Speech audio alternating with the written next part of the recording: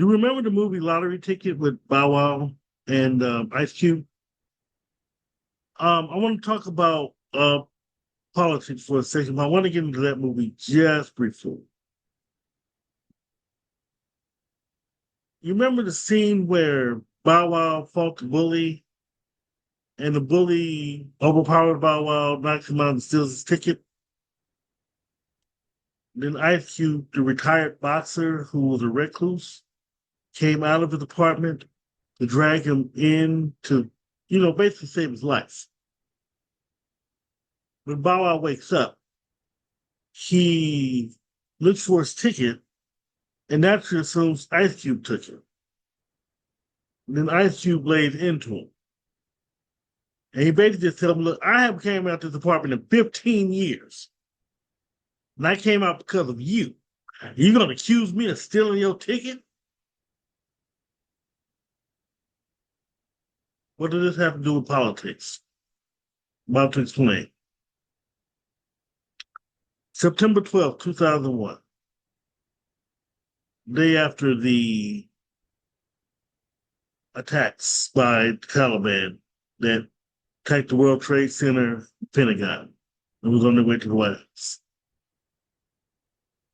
NATO invoked Article 5 that was enacted in 1949, just, right after World War II, that basically says any ally that gets attacked,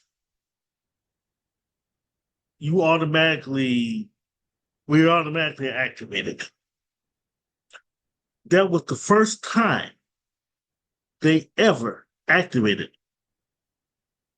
They could have just easily said, well, America's a strong nation. They'll pull out of it. They'll call us when they did it. No, they acted immediately. Hey, President Bush, do you need assistance? And of course, he said yes. So in addition to military planes patrolling the skies, military ships on our borders, we had NATO, which means our allies were patrolling as well. I say this because Trump wants to weaken NATO.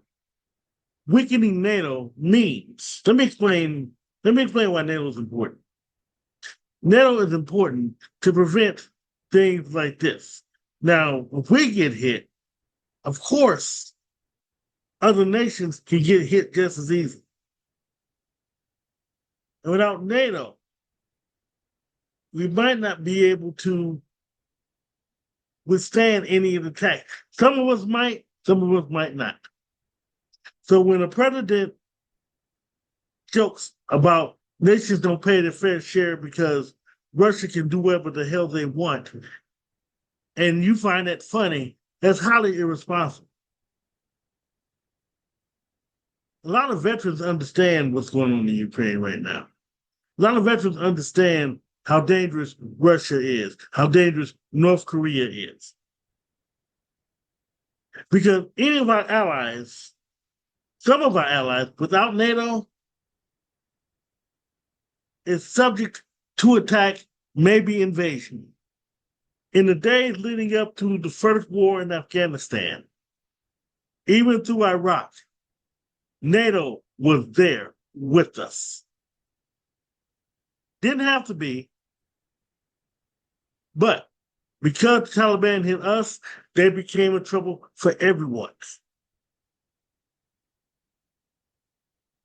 Again, highly, highly, highly irresponsible. Now, if you're worried about how much NATO pays, countries pay into NATO, it's 2% of everybody's gross domestic product. Mainly, it comes out of the military budget. Yes, it's different amounts because countries have different budgets. So it may seem like some countries pay more than others, but it's basically the same, 2% of the GDP of the nation.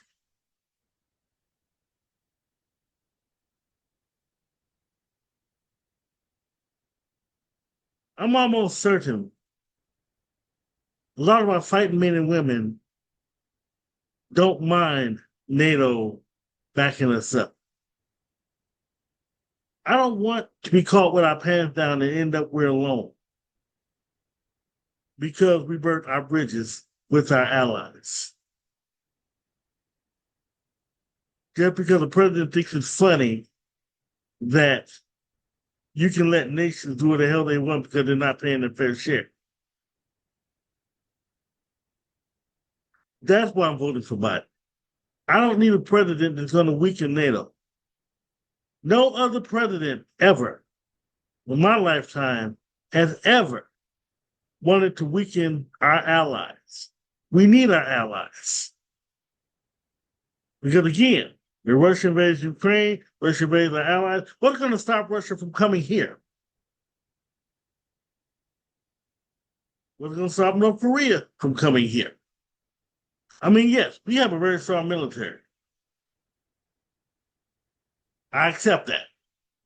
And I'm not saying that we wouldn't be able to fight them off. But what I'm saying is we can always use a friend. Well, I digress.